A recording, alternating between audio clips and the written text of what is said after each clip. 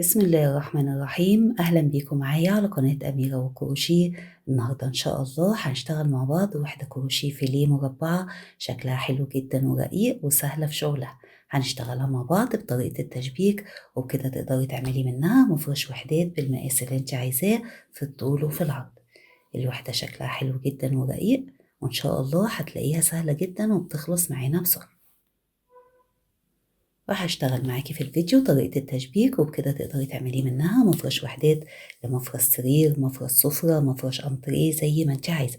هتشتغلي بالطول والعرض اللي انت عايزاه، بتعملي عدد من الوحدات وبتشبكها بالطريقة اللي هتشوفيها سهلة جدا، وبكده تقدري تعمليه لأي مقاس انت عايزاه. أما عن الخيوط فيفضل في الكروشيه الفيليه تشتغلي بخيوط رفيعة عشان شكل الغرز تبان معاكي. يلا بينا نبدأ مع بعض إن شاء الله في تنفيذ الوحدة. وقبل ما نبدأ، لو انت لسه جديدة معايا في القناة، ما تنسيش تشتركي في القناة وتفعلي الجرس عشان يوصلك كل جديد، واكتبي لي تعليق قولي لي فيه بتتابعيني من أي بلد، ولو عجبك الشرح اضغطي لي لايك على الفيديو. يلا نبدأ على بركة الله في تنفيذ الوحدة. نبدأ بسم الله الرحمن الرحيم. أول حاجة بتعملي عقدة البداية وبتشتغلي 44 سلسلة، وتبقي مريحة ايدك وانت شغالة سلاسل بداية. هتشتغلي سلسلة 2 3 4 5 6 7، وبتكرري كده لحد ما تكمليهم 44 سلسلة.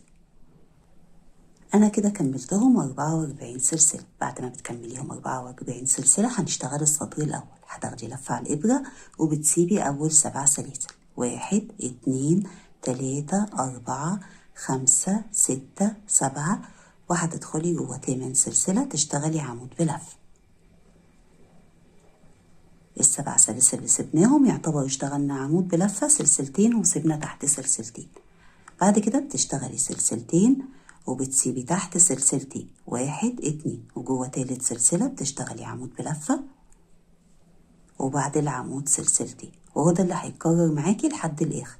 هتسيبي تحت سلسلتين، 1 2، وعلى تالت سلسلة بتشتغلي عمود،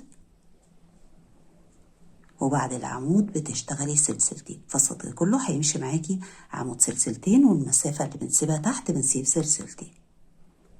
اخر السطر الاول بعد ما كررتي وصلتي لاخر السطر واشتغلتي اخر سلسلتين، بيبقى باقي عندك 3 سلاسل. هتسيبي سلسلة 2 وتدخلي جوه تالت سلسلة اللي هي اخر سلسلة معانا، تشتغلي عمود بلفة.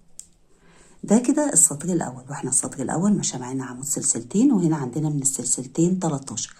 اول سلسلتين منهم اللي هما سيبناهم في اول السطر، فعندنا كده 1 2 3 4 5 6 7 8 9 10 11 12 13 من السلسلتين.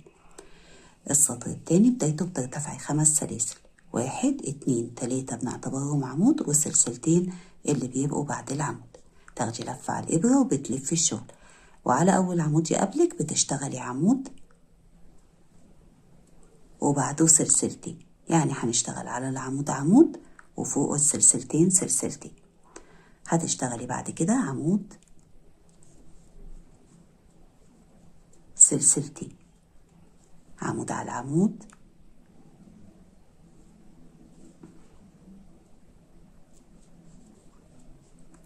وسلسلتين،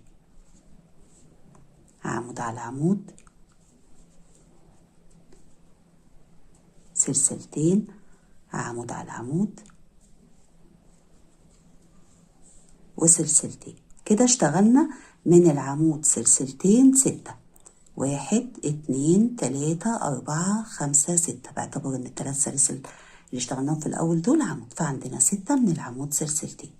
هنشتغل بعدهم 4 أعمدة. فعلى أول عمود يقابلك بتشتغلي عمود جوه السلسلتين عمودين، فكده هيبقوا 3، وعلى العمود عمود، فكده بقى عندنا 4 أعمدة. تمام. قبل الأربع أعمدة عندنا 6 من العمود سلسلتين، بعدهم هيبقى عندنا 6 من السلسلتين عمود، فهتشتغلي سلسلتين عمود على العمود،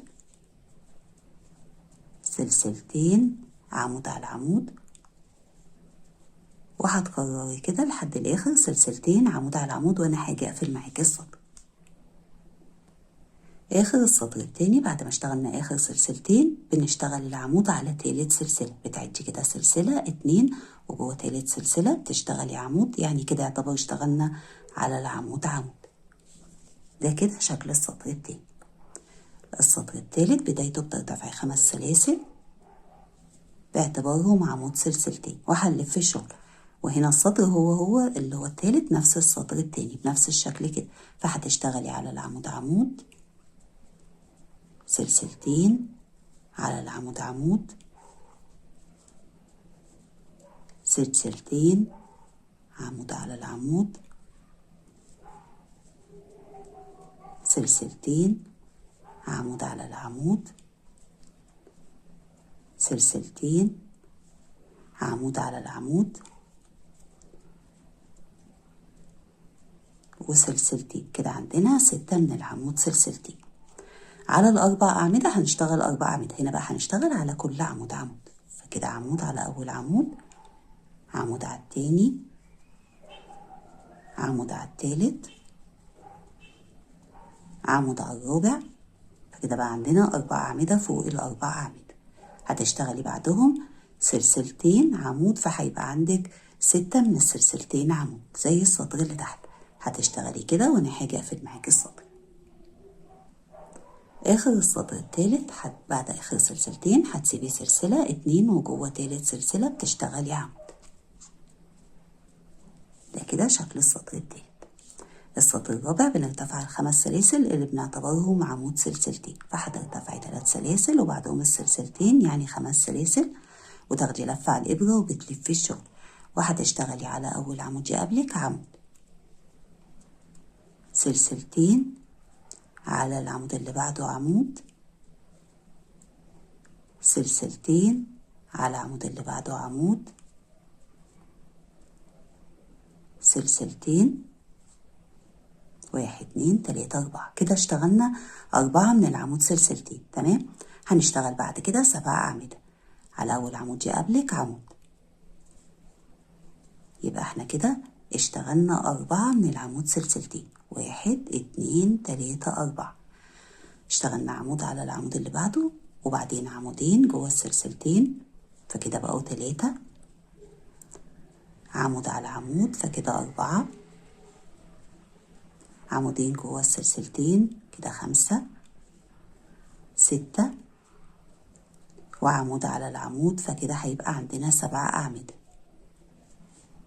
بعد ال7 أعمدة سلسلتين 1 2، وبتسيبي تحت عمودين 1 2، وعلى رابع عمود بتشتغلي عمود، وده هيبقى أول عمود من ال7. تمام. هيبقى عندنا برضو 7 أعمدة. ده كده الأول اشتغلنا على رابع عمود تحت، كده 2 جوه السلسلتين فبقوا 3، عمود على العمود كده 4، عمودين جوه السلسلتين كده 6، وعمود على العمود، فكده بقى عندنا 7 أعمدة. تمام. كده كان عندنا 4 من العمود سلسلتين وبعدين 7 أعمدة سلسلتين 7 أعمدة، هيبقى عندنا 4 من السلسلتين عمود، فهتشتغلي سلسلتين، عمود على العمود، سلسلتين، وهتكرري كده، وفي الآخر بتسيبي سلسلتين وتشتغلي عمود على تالت سلسلة زي ما اشتغلنا تحت كده. بعد ما خلصتي السطر الرابع هنشتغل السطر الخامس. السطر الخامس بدايته بترتفعي ال5 سلاسل اللي بنعتبرهم عمود سلسلتين، وهتاخدي لفة على الإبرة وبتلفي الشغل، وعلى العمود بتشتغلي عمود وبعده سلسلتين، على عمود عمود وبعده سلسلتين 1 2، فكده يعتبر اشتغلنا من العمود سلسلتين 3، 1 2 3.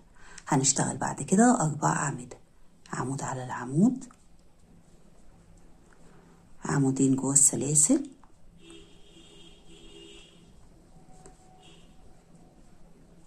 وعمود على أول عمود من ال7. كده بقى عندنا 4 أعمدة من بعد ال3 من العمود سلسلتين، سلسلتين، وبنسيب تحت عمود 2 ونشتغل على ال4 أعمدة اللي باقيين 4 أعمدة على كل عمود عمود، 1 2 3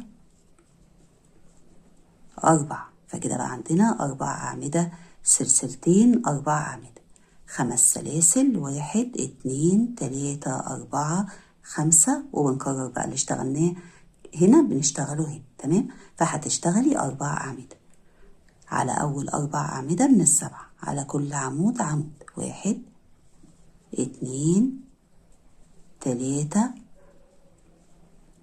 4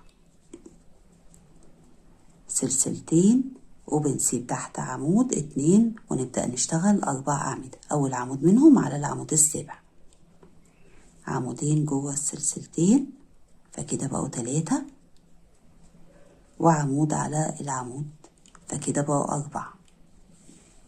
ده كده الشكل عندي. تمام. عندنا 4 أعمدة سلسلتين 4 أعمدة، وبعدين 5 سلاسل 4 أعمدة سلسلتين 4 أعمدة. بعد كده بقى هتشتغلي سلسلتين عمود على عمود لحد ما يبقى عندك لحد آخر السطر هيبقى عندك برضو 3 من السلسلتين عمود زي أول السطر كده. السطر السادس بدايته هترتفعي ال5 سلاسل اللي بنعتبرهم عمود سلسلتين، تاخدي لفة على الإبرة وبتلفي الشغل، وعلى العمود هتشتغلي عمود سلسلتين على عمود عمود،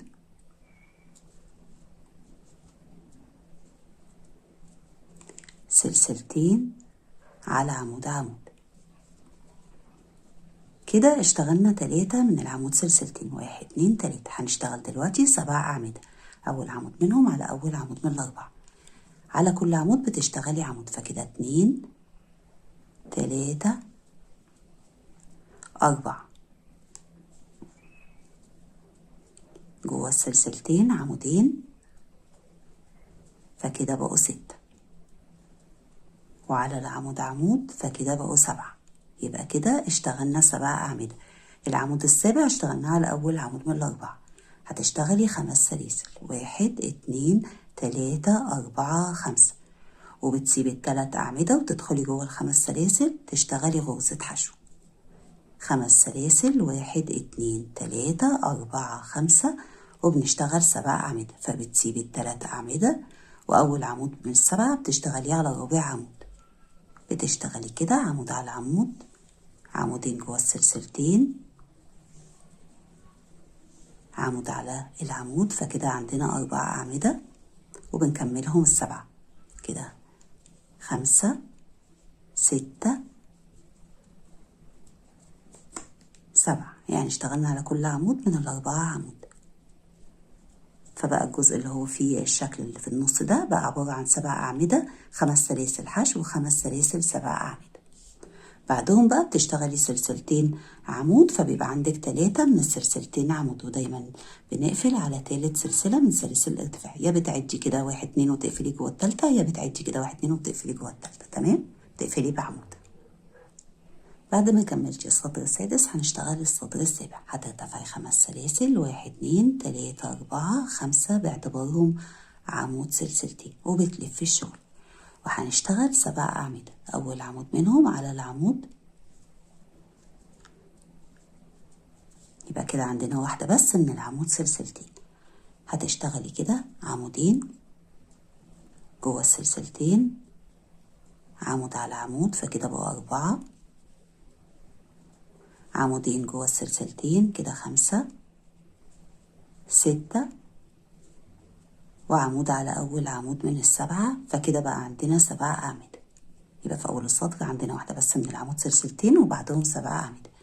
سلسلتين، وهتسيبي تحت عمود 2، وعلى العمود التالت اللي هو يعتبر الرابع هتشتغلي عمود. تمام. فكده عندنا 7 أعمدة سلسلتين عمود على رابع عمود. بعد كده هتشتغلي 5 سلاسل، 1 2 3 4 5، وهنسيب ال3 أعمدة وندخل جوه ال5 سلاسل نشتغل غرزة حشو. 1 2 3 4 5، جوه ال5 سلاسل اللي بعدهم غرزة حشو. 1 2 3 4 5، وبنكرر بقى نفس اللي اشتغلناه قبل ال3 من ال5 سلاسل هو. فاحنا كده عندنا 3 من ال5 سلاسل ما بين كل 5 واللي بعدهم حشو، 1 2 3. تمام.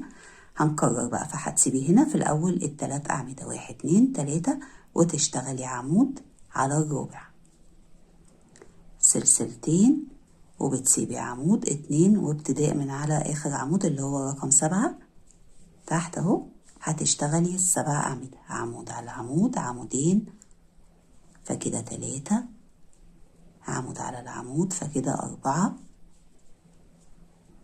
عمودين جوه السلاسل، كده 6 عمود على العمود، فكده بقى عندنا 7 أعمدة. زي ما انت شايفة ده كده شكل السطر.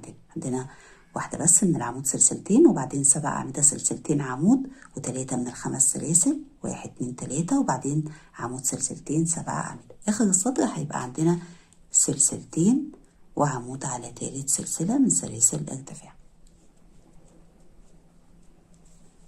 ده كده شكل السطر عندك. السطر الثامن بدايته بترتفعي 3 سلاسل باعتبارهم عمود وتشتغلي سلسلتين، يعني اشتغلنا 5 سلاسل باعتبارهم عمود سلسلتين، وهتلفي الشغل على أول عمود من ال7 بتشتغلي عمود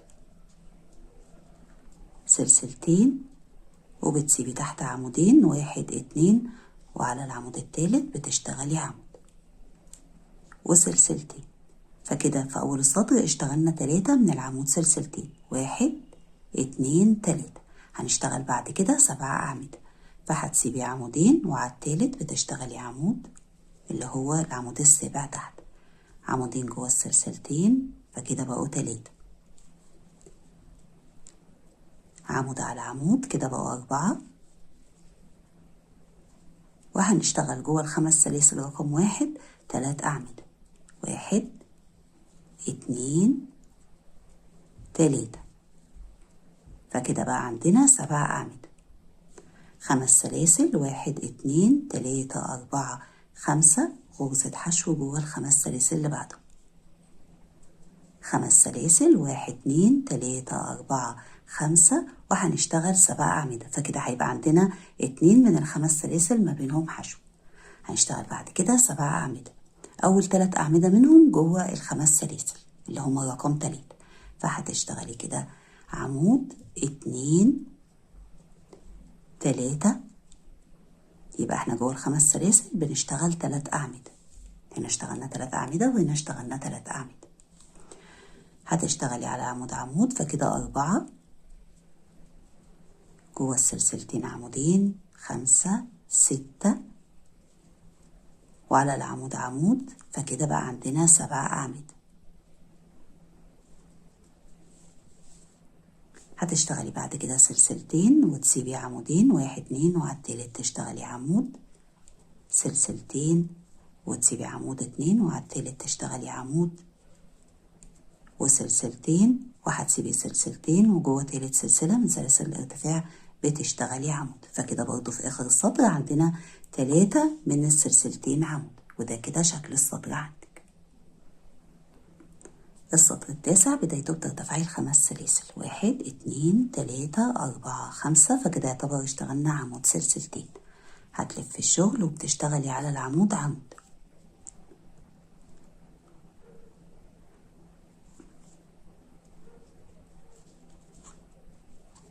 سلسلتين على عمود عمود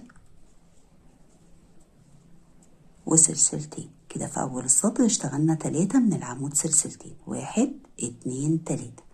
هنشتغل بعد كده 4 أعمدة، على أول 4 أعمدة بتشتغلي على كل عمود عمود، 1 2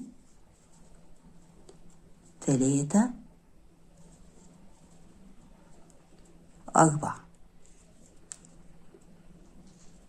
سلسلتين، وهتسيبي عمودين، وابتداء من على العمود الثالث اللي هو سابع عمود تحت هتشتغلي أول عمود من ال4، هتشتغلي كده عمود على سابع عمود تحت، وجوه السلاسل هتشتغلي 3 أعمدة، 1 2 3، فكده بقى عندنا 4 أعمدة، سلسلتين 4 أعمدة، بتشتغلي سلسلتين وبتشتغلي 4 أعمدة، أول 3 أعمدة منهم جوه ال5 سلاسل اللي بعد غرزة الحشو، يعني تاني 5 سلاسل، هتشتغلي كده 3 أعمدة، 1 2 3، والعمود الرابع بنشتغله على أول عمود من السبعة. بعد كده بتشتغلي سلسلتين وتسيبي عمودين، 1 2، وابتداء من على العمود الثالث بتشتغلي على كل عمود من ال4 عمود، تمام، اللي هو تحت العمود الرابع. تمام، هتشتغلي كده، ده تاني عمود، 3 4. يبقى احنا كده على العمود الأول من السبعة اشتغلنا رابع عمود، وبعدين سلسلتين وسيبنا تحت عمودين، واشتغلنا على ال4 اللي في الآخر على كل عمود عمود. فبقى عندنا من بعد ال3 من العمود سلسلتين، 4 أعمدة سلسلتين، 4 أعمدة سلسلتين، 4 أعمدة سلسلتين، 4 أعمدة. هتشتغلي بعد كده سلسلتين عمود على العمود وتكرري، هيبقى عندك برضو 3 من السلسلتين عمود، وبنقفل دايما على 3 سلسلة. السطر العاشر بدايته بترتفعي ال5 سلاسل، 1 2 3 4 5، وتاخدي لفة على الإبرة وبتلفي شغل. كده اشتغلنا أول عمود سلسلتين. على العمود اللي بعده بتشتغلي عمود وسلسلتين، عمود على عمود، سلسلتين، عمود على أول عمود من ال4 اللي تحت، وسلسلتين. فكده في أول السطر عندنا 4 من العمود سلسلتين، 1 2 3 4. هنشتغل بعد كده 7 أعمدة، فبتسيبي عمود 2 وتشتغلي على العمود اللي هو الرابع تحت عمود، جوه السلسلتين عمودين، فكده بقوا 3. وهنشتغل على كل عمود من ال4 عمود، فهنكملهم 7. فكده عندنا ده رابع عمود، 5 6 7. فكده عندنا في أول السطر 4 من العمود سلسلتين، بعدهم 7 أعمدة. هتشتغلي سلسلتين ونشتغل 7 أعمدة. أول 4 أعمدة بتشتغلي على كل عمود عمود من ال4 اللي تحت. فكده عندنا عمود 2 3 4، جوه السلسلتين بتشتغلي عمودين، كده 5 6، وعلى العمود عمود، فكده كملناهم 7 أعمدة. هيبقى عندك في آخر السطر برضو 4 من السلسلتين عمود، فبتشتغلي سلسلتين وبتسيبي عمود 2، وعلى التالت اللي هو الرابع تحت بتشتغلي عمود وبعده سلسلتين، تمام. وهتكرري كده على كل عمود بتشتغلي عمود وبعده سلسلتين، فهيبقى عندك في آخر السطر 4 من السلسلتين عمود. فكده شكل السطر العاشر. السطر ال11 هترتفعي ال5 سلاسل، 1 2 3 4 5، وهتاخدي لفة على الإبرة وبتلفي الشغل. وهنا هيبقى عندنا 6 من العمود سلسلتين، فكده أول عمود سلسلتين، كده 2 وسلسلتين على عمود عمود، فكده بقوا 3 سلسلتين، 4 سلسلتين، 5. كده اشتغلنا على أول عمود من ال7 عمود وسلسلتين، وبنسيب عمود 2 وبنشتغل على العمود اللي بعدهم عمود والسلسلتين. فكده عندنا في أول السطر 6 من العمود سلسلتين، 1 2 3 4 5 6. هتشتغلي بعد كده 4 أعمدة، بتسيبي عمودين وتشتغلي على العمود اللي تحت اللي هو السابع، هتشتغلي عمود وجوه السلسلتين عمودين،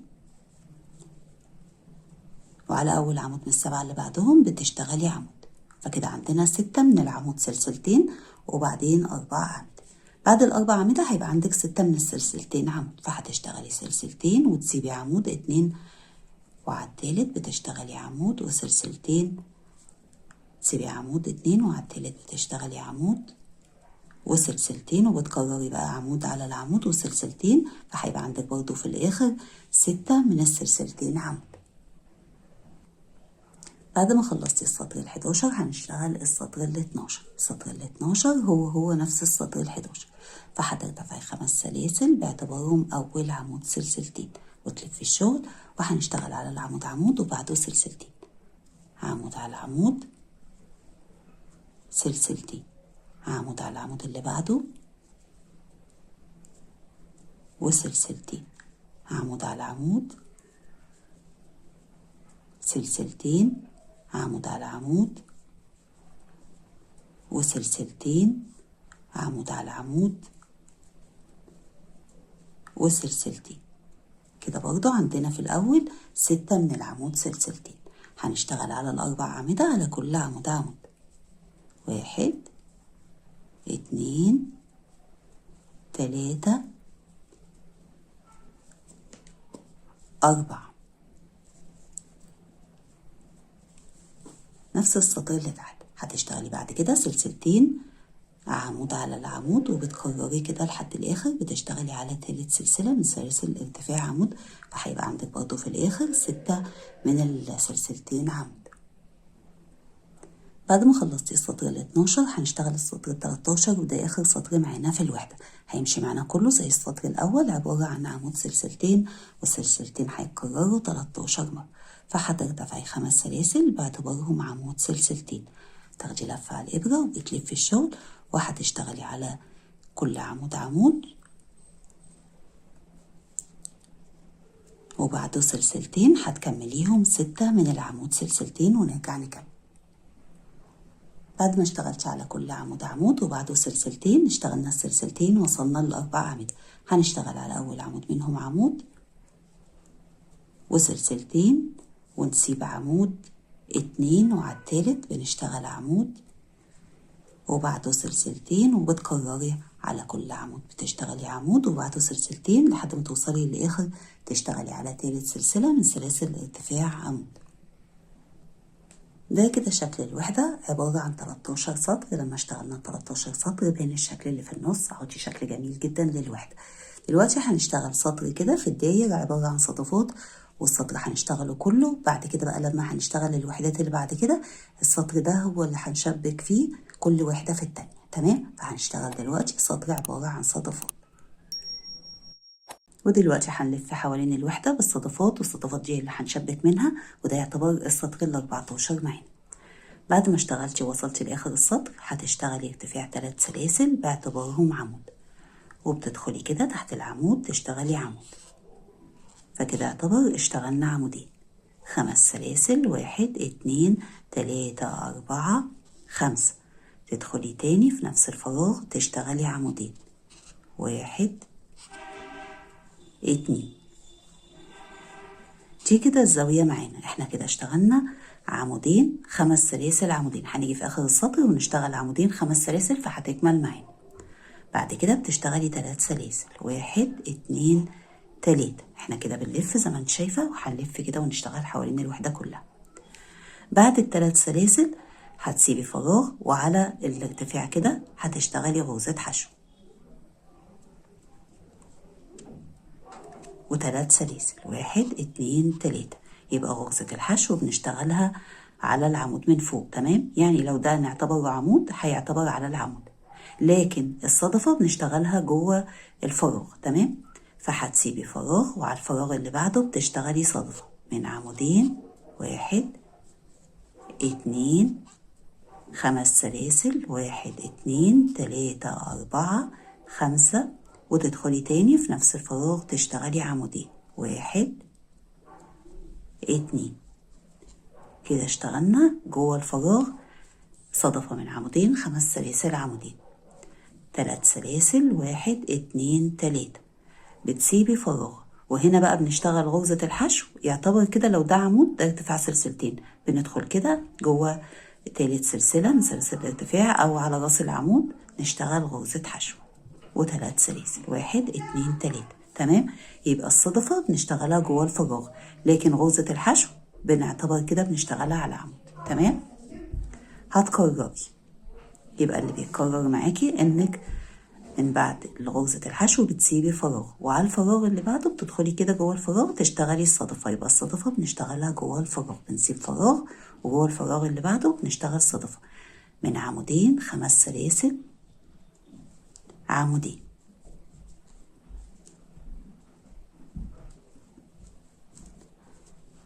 بعد الصدفة بيبقى عندنا 3 سلاسل حشو، 3 سلاسل، فبتشتغلي 3 سلاسل، والحشو بنشتغلها بنسيب فراغ وبنشتغلها يعتبر على راس العمود او جوه تالت سلسلة زي ما بيطلع معاكي. تمام. تدخلي كده وتشتغلي غرزة حشو وبعدها 3 سلاسل، 1 2 3، تسيبي فراغ وجوه الفراغ اللي بعده تشتغلي الصدفة. احنا كده بنكرر صدفة من عمودين، 5 سلاسل، 1 2 3 4 5 وعمودين.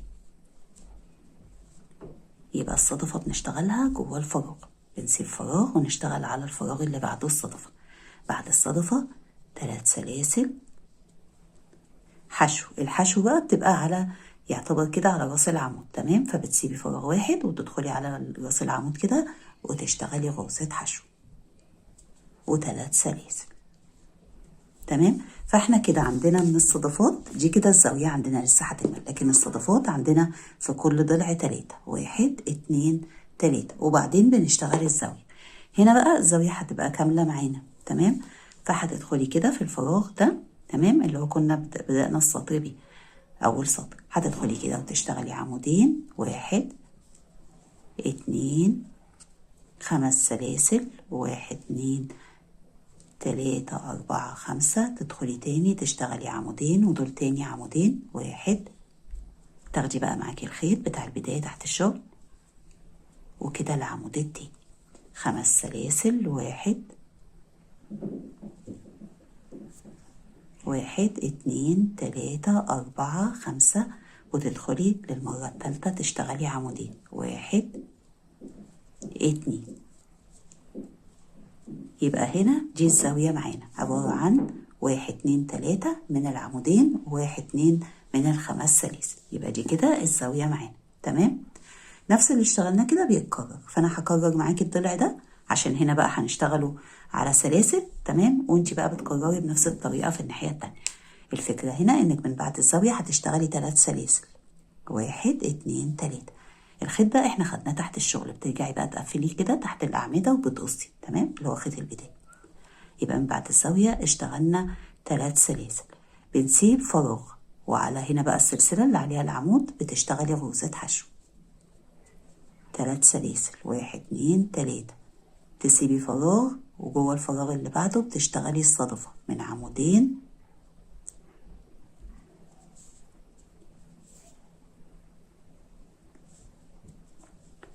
عمودين، 1 2 5 سلاسل، 1 2 3 4 5 وعمودين.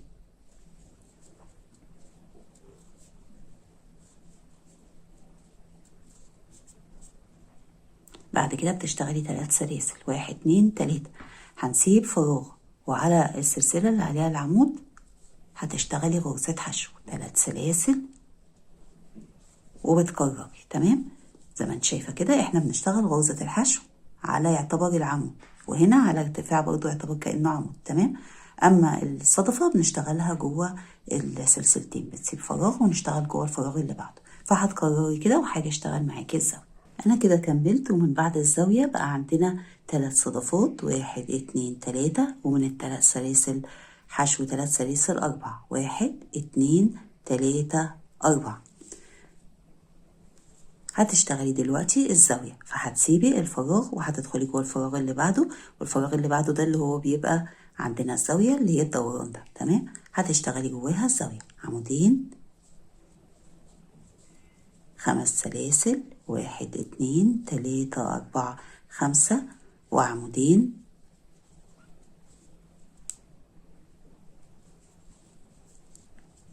خمس سلاسل، 1 2 3 4 5 وعمودين، 1 2،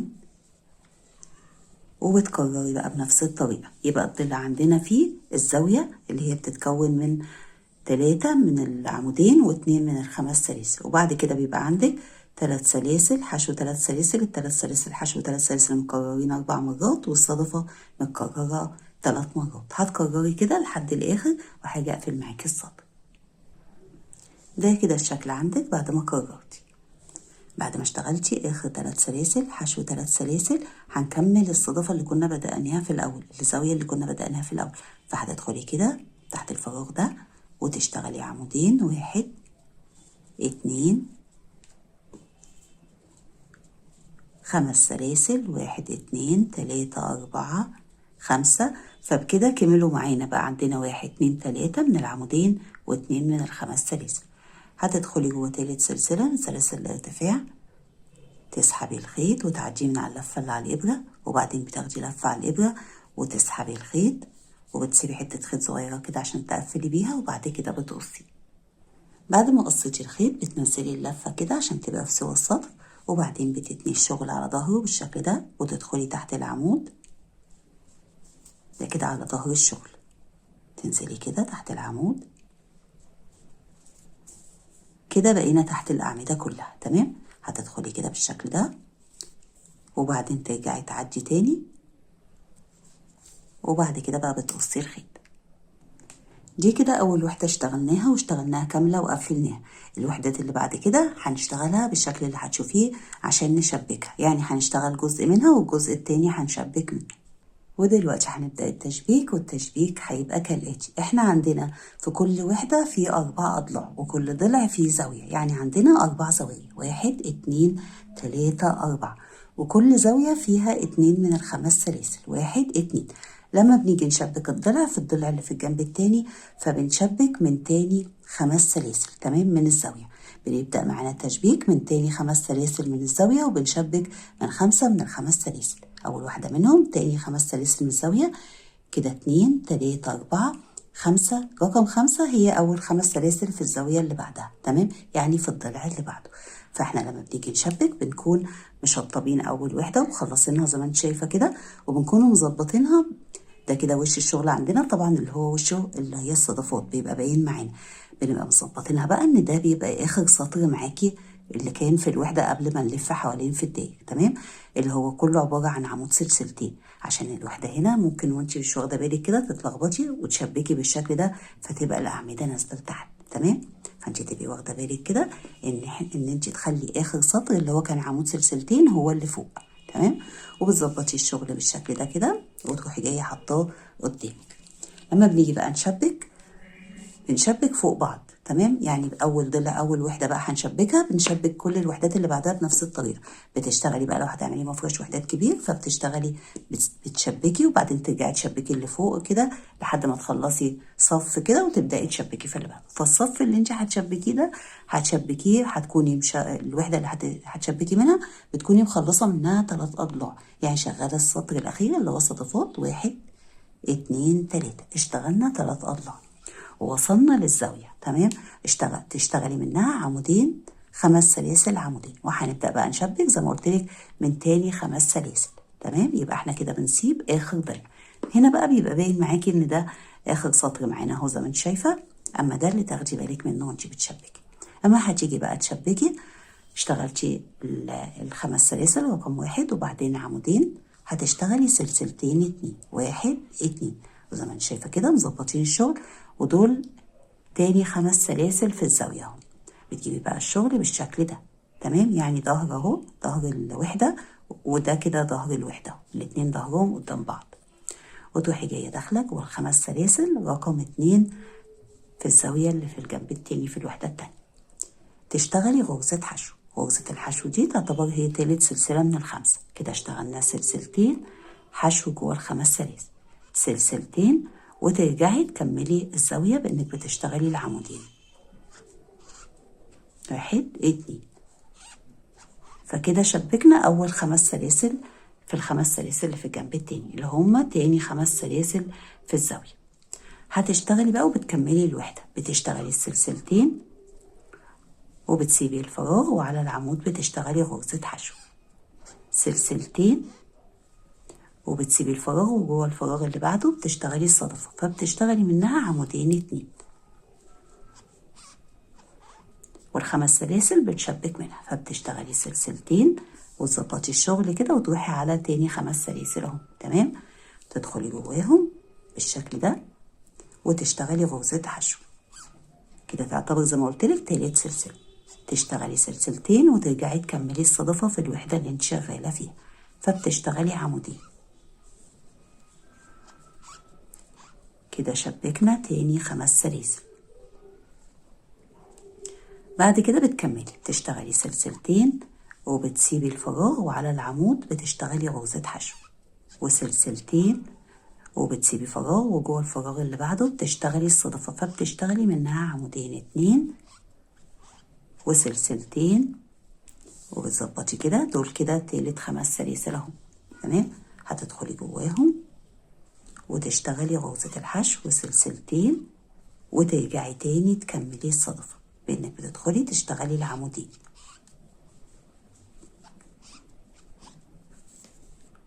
سلسلتين، تسيبي الفراغ وتشتغلي حشو على عمود وسلسلتين. فاحنا كده شبكناهم من كام واحدة من ال5 سلاسل؟ من 3، 1 2 3. بنكمل بقى، فبنشتغل الصدفة اللي بعدها، بتسيبي الفراغ وتدخلي جوه الفراغ اللي بعده تشتغلي الصدفة، عمودين سلسلتين، وبتدخلي جوه ال5 سلاسل اهو. تمام، اللي قصادها بالظبط تشتغلي غرزة حشو، سلسلتين، وترجعي تكملي الصدفة،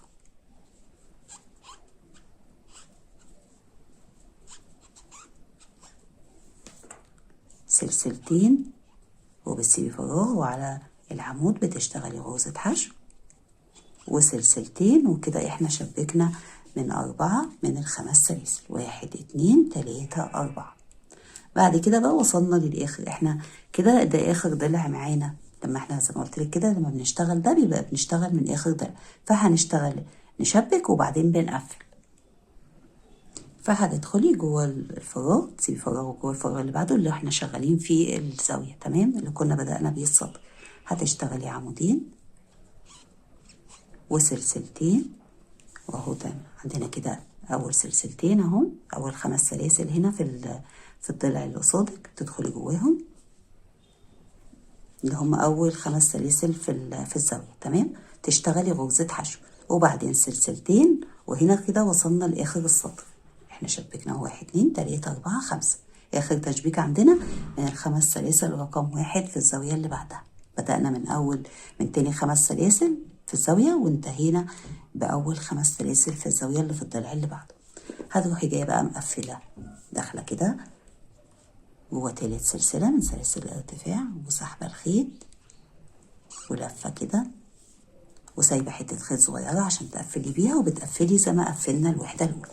كده احنا شبكنا اول وحدتين مع بعض. لما بقى بتيجي تشبكي ورا بعض كده بتشبكي بنفس الطريقه، بتبقي سايبه اخر ضلع وتشبكي لحد ما توصلي لحد المقاس اللي انت عايزاه. بعد كده بقى بنرجع بقى عشان نشتغل الوحدات، بيبقى طريقه التشبيك بطريقه تانية. يبقى الطريقه اللي احنا اشتغلنا فيها سيبنا اخر ضلع ده لما بيبقى فوق بعض. تمام، فانت ممكن تشتغلي كده صف، وتشتغلي بقى صف، والصف اللي في النص تشبكيه بالطريقه اللي هقول لك عليها، او انك بقى الاسهل لك ان انت بتشبكي صفوف فوق، ده صف كده فوق بعض 10 وحدات 15 7 8 زي ما انت عايزه. وبعد كده بقى هنشبك الاضلاع التانية بالطريقه اللي هتشوفيها.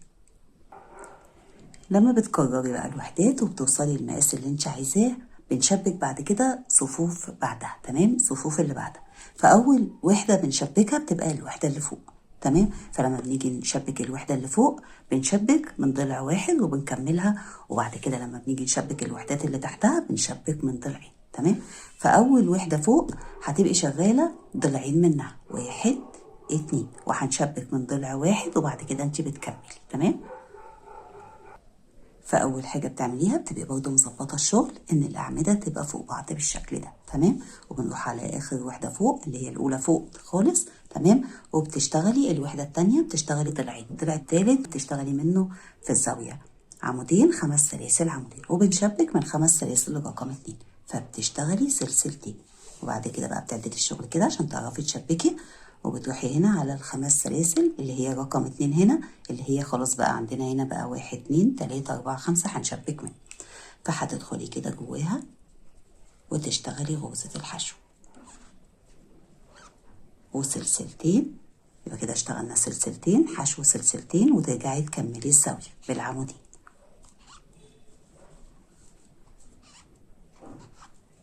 كده شبكنا اهو زي ما انت شايفة، شبكنا هنا اهو. تمام، بنكمل بقى بنفس الطريقة، بتشتغلي سلسلتين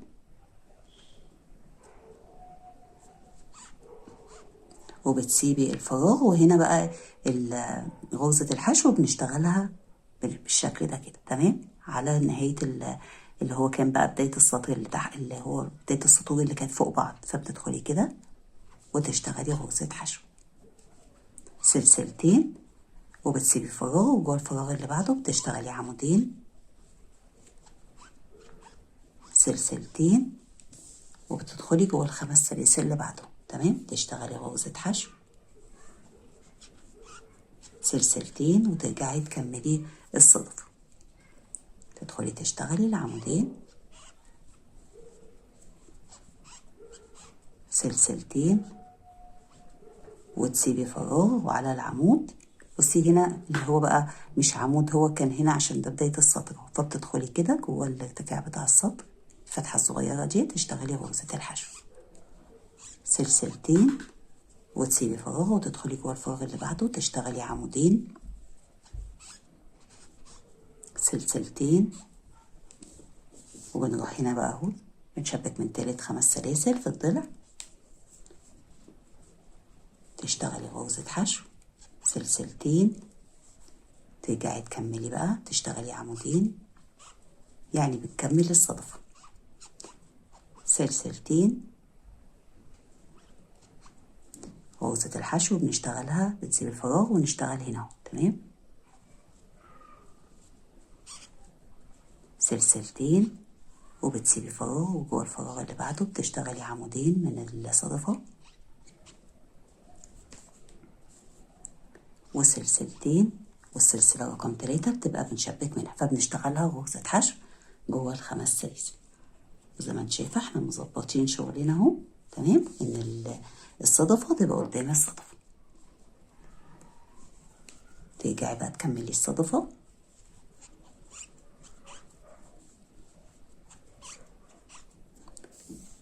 وتشتغلي سلسلتين، تسيبي الفراغ، وعلى الجزء ده كده اهو اللي هي كنا شغالين اللي على السلسلة عمود، فتدخلي جوه السلسلة تشتغلي غرزة حشو سلسلتين. وصلنا اهو للدوران اللي بنشتغل جواه الزاوية، فبتشتغلي عمودين من الزاوية وسلسلتين، وده كده بيبقى 5 سلاسل في الضلع بنشبك منهم، تمام اهو. فبتدخلي جوه ال5 سلاسل تشتغلي غرزة حشو سلسلتين، وترجعي تكملي الزاوية كلها بقى، عشان هنا ده الضلع اللي قلتلك عليه ده بنشبك من ضلع واحد بس، فبيبقى ده كده الشكل عندك 1 2 3 4 5، شبكنا من 5 من ال5 سلاسل، تمام. بتكملي بقى الضلع، فبتكملي الزاوية بانك بتشتغلي عمودين 5 سلاسل 1 2 3 4 5، وترجعي تشتغلي عمودين سلسلتين. هنا بقى العمود، تمام، فبتسيبي الفراغ وتدخلي على العمود تشتغلي غرزة حشو سلسلتين، تسيبي فراغ وتدخلي تشتغلي وتكملي وحدتك عادي بقى خلاص، تمام. وهنا ده كده اخر ضلع معاكي، فلما بتوصلي الاخر بتشتغلي عمودين 5 سلاسل وبتقفلي، وكده شبكنا، تمام. دي كده الوحدة الوحيدة اللي في الجزء ده اللي هم هيبقوا فوق بعض بتتشبك من ضلع واحد اللي هي بتبقى فوق، لكن بعد كده هنشبك من ضلعين. بعد ما بتقفلي الوحدة الأولى، تمام، بنشتغل الوحدة التانية، والوحدة التانية دي طريقة تشبيكها بتبقى بقية الصف كله، يعني لو انت شغالة هنا صف شبكتي الصف كله من آخر ضلع عندنا، تمام. أما هنا هتشبكي بإنك بتسيبي آخر ضلعين، يعني بتشتغلي ضلع 2 وبنشبك من التالت ومن الرابع. الوحدة الأولى بس في الصف ده هي اللي بنشبك من الضلع التالت وبتكملي الربع عادي، أما الوحدات اللي بعد كده كلها بتشبكي من الضلع التالت والضلع الرابع. فبتشتغلي الأول والتاني ده بتشتغلي منه الزاوية، بتشتغلي عمودين 5 سلاسل عمودين، وبنشبك بقى من 5 سلاسل رقم 2. فبرضه بتعدلي الشغل كده عشان تشتغلي بسهولة، وبتشتغلي بعد العمودين سلسلتين وبنشبك زي ما شبكنا هنا كده، تمام. يعني التشبيك سهل معاكي، فانا مش هعمل بقى ببطء، انت عرفتي خلاص طريقة التشبيك. بعد السلسلتين بتدخلي على ال5 سلاسل رقم 2 من الزاوية 1 2، تمام. فهنشبك من 1 2 3 4 5. هتدخلي في رقم 2 تبقي مظبطة بقى الشغل دايما، وتشتغلي غرزة حشو سلسلتين، وبتكملي الزاوية بإنك بتشتغلي العمودين، سلسلتين غرزة حشو يعتبر هنا على العمود، بس احنا هنا عندنا ده ارتفاع السطح، فبتدخلي كده جوه السلسلة تشتغلي غرزة حشو او تحت العمود. تمام، يعني عندنا سطر بيبقى فيه اللي هو ارتفاع السلاسل وسطر العمود، فيا اما بتشتغلي على السلسلة يا اما على العمود تحت العمود. هتشتغلي بعد كده سلسلتين وتسيبي فراغ وتدخلي جوه الفراغ اللي بعده وتشتغلي من الصدفة عمودين، سلسلتين، وعلى تاني صدفة في الجنب التاني في الوحدة التانية تشتغلي غرزة حشو سلسلتين، وبتكملي الصدفة عمودين، وبعدهم بقى بتشتغلي سلسلتين وبتسيبي الفراغ، وعلى زي ما انت شايفه كده ده كده العمود اهو، يعني على السلسله اللي اشتغلنا عليها العمود بتشتغلي غرزه حشو سلسلتين وتسيبي فراغ، وجوه الفراغ اللي بعده بتشتغلي من الصدفه عمودين وسلسلتين. تظبطي الشغل كده تمام عشان تبقى الصدفه قدام الصدفه بالظبط، وتشتغلي غرزه الحشو وترجعي تشتغلي سلسلتين وتكملي الصدفه سلسلتين غرزة حشو على الفتحة اهي. تمام، سلسلتين وبتسيبي فراغ، وجوه الفراغ اللي بعده بتشتغلي عمودين سلسلتين يعني نص الصدفة. تمام كده وصلنا اهي للصدفة اللي في الجنب دي، بتشتغلي جواها غرزة حشو سلسلتين وبتكملي الصدفة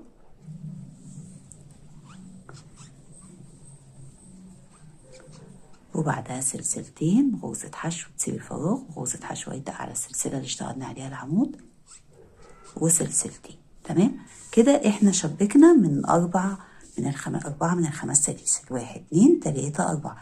بدأنا بتاني واحدة من الخمس سلاسل من الزاوية، وهنا هنشبك اهي في الخمس سلاسل، هنا رقم 1 من الزاوية وهنا في اللي قصادها بالظبط. تمام، بعد كده بقى هنلف ونشتغل بالطريقة اللي هتشوفيها. فأول حاجة بتشتغلي تدخلي كده تسيبي فراغ وتدخلي جوه الفراغ اللي هو بيبقى دوران عندك، تشتغلي عمودين وبعدين تشتغلي سلسلتين. تمام، وتدخلي جوه الخمس سلاسل اهي اللي هي رقم 1 في الزاوية اللي في الجنب التاني في الوحدة التانية، تشتغلي غرزة الحشو وسلسلتين وترجعي تشتغلي عمودين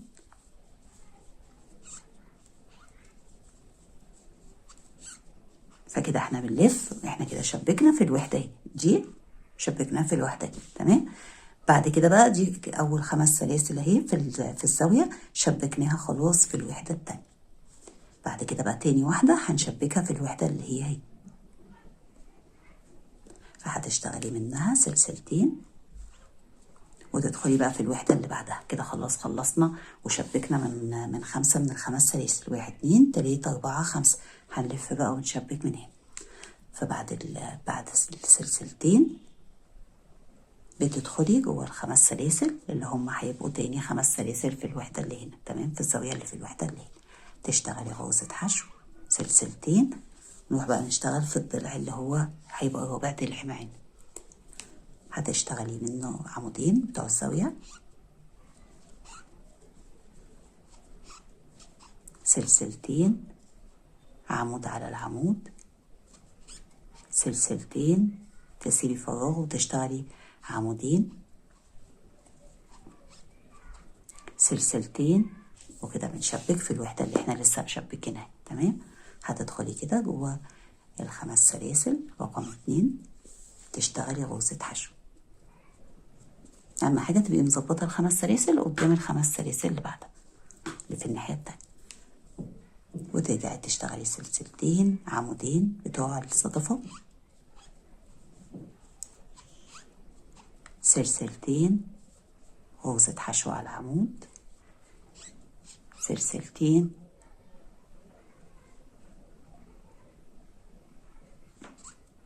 واحد اتنين، وتشتغلي فراغ وجوه الفراغ اللي بعده بتشتغلي عمودين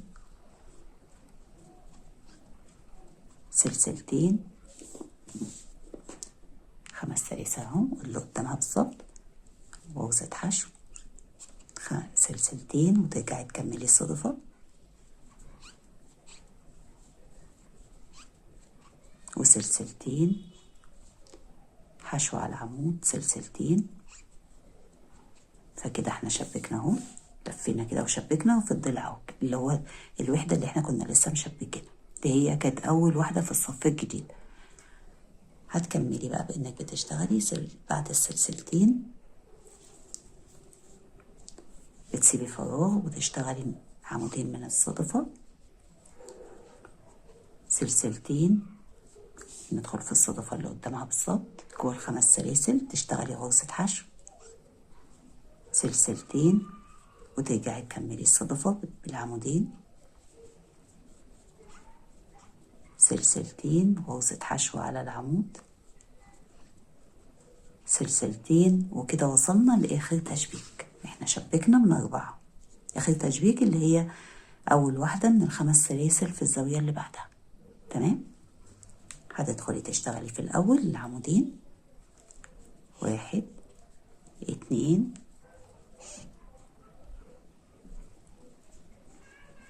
وتشتغلي سلسلتين 2 وغرزة حشو جوه ال5 سلاسل بتوع الزاوية، وسلسلتين، وخلاص كده احنا وصلنا للآخر. فبتدخلي جوه تالت سلسلة من سلاسل الارتفاع، تقفلي بمنزلقة وتسحبي الخيط كده وتقصيه وتقفليه بالطريقة اللي انت شفتيها في أول الوحدة. تمام كده احنا زي ما انت شايفة شبكنا. طبعا ده بقى لما بيتكوى بيبقى شكله جميل كده. كده احنا شبكنا، والطريقة اللي احنا شبكنا بيها هنا الصف هتشبكي من آخر ضلع وتكملي كده الصفوف فوق بعض، ولما بقى بتيجي تشتغلي الصف اللي بعده بتشبكي من ضلع واحد اللي هو التالت وبتكملي رابع عادي، وبعد كده بقى الوحدات كلها فوق بعض بتشتغلي أول ضلعين وبتشبكي من التالت والرابع. تمام. الوحدة اللي وراها هو بقى الصفوف كلها هتبقى بتشبكي من التالت والرابع. اما بقى بتيجي تشبكي اللي جنب بعض، وده اللي اسهل لك، بدل ما بتشبكي بقى صف وتروحي جايه اللي في النص مشبكه من 3 اضلاع فهيبقى صعب عليكي، او من 4 اضلاع كمان. فعشان ما يبقاش صعب عليكي تعملي اللي احنا اشتغلنا مع بعض ده. تمام. هتفضلي بقى تشبكي فوق بعض من الضلع الثالث والرابع، ولما تخلصي بتبداي في اللي بعده. لما انت شايفه كده شكل الوحده جميل جدا، وهتبقى حلوة جدا في مفرش سفرة أو مفرش سرير أو مفرش أنتريه زي ما انت عايزة. تمام. أنا كده خلصت معاكي فيديو الوحدة والتشبيك. أتمنى الشرح يكون كان واضح ليكي، وإن شاء الله نتقابل في فيديو جديد، ولحد ما نتقابل أسيبكم في رعاية الله، والسلام عليكم ورحمة الله وبركاته.